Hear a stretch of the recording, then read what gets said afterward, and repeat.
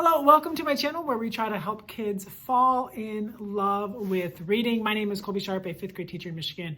If you are new here, please consider subscribing so you can be notified anytime I share something new. Today we're going to be talking about 6 things that I love about teaching during the pandemic. So I am filming this video exactly 52 weeks from the very first time our schools closed down in Michigan for COVID-19. And I remember when we went back to school in person in this high flex model where some kids are learning in person and some kids are learning virtually, my principal said that this is gonna be hard and there are gonna be a lot of things that we don't like. But she challenged us to try to find things that we're doing differently this year that we might wanna hold on to even after the pandemic is done, even after the pandemic is under control, when things go back to more normal. So I was like, yeah, because there's gonna be, at first I was like, no, like none of this is okay, none of this is good. I just wanna go back to normal. Like, no, thank you. But then I got to thinking like, yeah, maybe she's right. Maybe there are some things that we can find. Maybe there is some light in the darkness that we can find that will help us to be better as we move forward. As you're watching this video, if there anything that comes to your mind that you want to continue doing that you've done this year that's different, or your school has done this year that is different, let me know in the comments below, because I want to know what other things, what other rays of sunshine people have found during this very dark time of teaching. So for me, number one, not number one, no order here, just the way that I wrote them on my list on my laptop here. Number one is free lunch and breakfast. So one thing that has happened in our school, I don't know if it's a statewide thing or if it's just in our school, but every single child that comes to school is able to get free breakfast and free lunch. So free hot breakfast, free hot lunch every single day. And many kids in our school, over half of them already had that opportunity, but it has opened it up to everyone. And I love it. I love that especially breakfast, because I know a lot of kids go running around a lot at school. And even if they do eat breakfast, which I know many of them don't, I'm not very good at that myself, they're eating breakfast at 6, 6:30, 7 o'clock in the morning. And for some kids in our school, they don't have lunch until 12:45. It's a long time to go without eating. So now every single kid, if they want to, can eat breakfast. And noticing probably 2/3 of the students in my classroom are eating breakfast every single day. And I've noticed a huge difference in the mornings with my students. They are just more awake. They just seem more ready to go. Like they have that fuel. They're fueled to learn. They're ready to go. It's made a huge difference.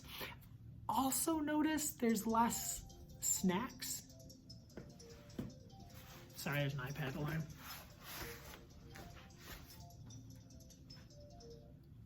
I've noticed my students have all these random alarms on their iPads, which is amazing. But sometimes they go off in class, and when they're not here, I don't really know what's going on. So sorry about the alarm. But yeah, there's less snacks. I don't know about your school, but snacks are always a big, huge deal here. Like, what can we have for snacks? Is this a healthy snack? Am I allowed to eat this? Is it snack time? And not that the kids can't snack in my class, but it just hasn't become an issue. Like, we never even really talked about snacks. That's so interesting. So number one, free and reduced lunch. Kids get to continue to have free and reduced lunch, but actually it's just free. Like everyone getting free lunch has been a game changer.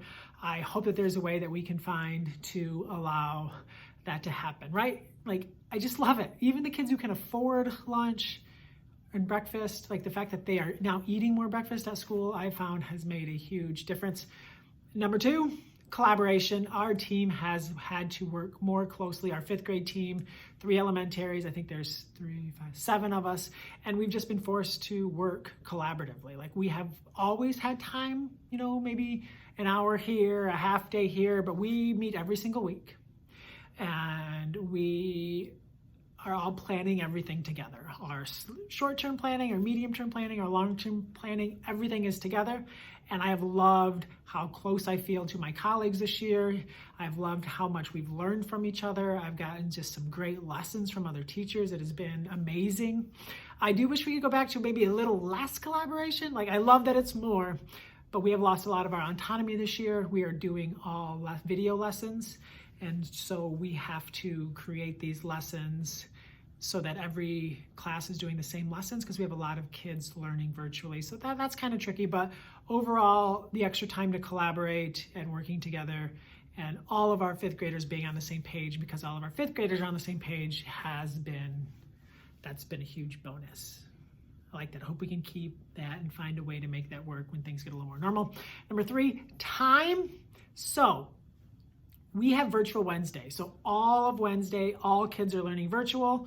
We can come to school and work. We can work at home. But it gives us extra time to meet with each other as a fifth grade team. It gives us time to, I feel like, actually do some long-term planning and looking at the scope and sequence of things. Because when you're in school 5 days a week all day, it's just like run. And if you are doing any of this planning time, it's taking away from all of your family time. So having some time where I could sit for an hour and a half on a Wednesday afternoon and look at a whole unit is really nice. So I really love that time. I know that we're not going to have that time always. That would be amazing, but obviously, like, we need to be back in school, and kids need to be back in school in person going forward. But I have appreciated that time so much. I hope that there's a way where we can find more time. We usually get out at 2:30, an hour early on Wednesdays during normal school year, where we have time to plan and collaborate. But by the time you get all the kids on the bus and picked up, and then you go to the bathroom, you're really only working with like 38, 40, 45 minutes. So having some extra time this year has been amazing. Number 4 on my list, smaller class sizes. So I have 29 students. But for most of the year, I have had 18 to 20 of them, 17 to 20 of them learning in person, and the rest are learning virtually, which is really hard to teach the virtual kids when you're teaching in person, which that's a place where the Wednesdays help. But like the physical time I'm with kids, having 17, 18 in a class is like a different job than when you have 29 kids in a class. It is so different. And it's just kind of nice. Like, I miss having all of the kids, but it's nice. You can get to more kids each day. There's like more space.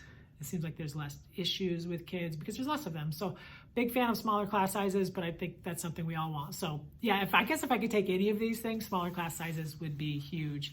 Number 5 on my list, I feel like we are appreciating the little things. 5th grade is a big deal at our school. You get to go to 5th grade overnight camp. You get to go on a bowling field trip, and you get to go on a skiing field trip, field day. All of that stuff is super fun, and the kids look forward to it big time. And a lot of those things are gone this year. Like, we're just not doing them for obvious reasons. And we've shut down twice because of COVID, to where we were completely virtual this year for a couple weeks, I think, each time. And there's different quarantining things that's been going on all the time. But through all of that, I feel like we appreciate the little things more.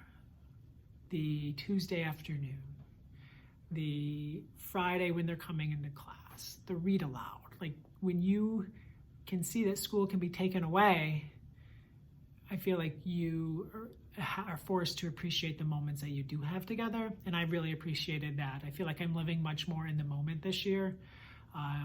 Because like you say, this could be your last, like living for every day like it's your last, which just isn't realistic or very easy to do.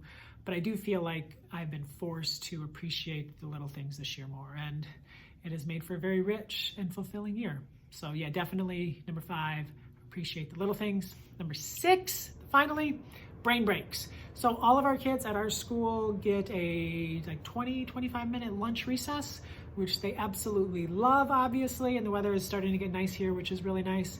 But this year we have built in 2 additional required, we call them mask breaks, which basically another recess. So our kids went from having 20-25 minutes of recess to having 20, 40, 50 minutes a day outside. 50 to 55 minutes a day outside.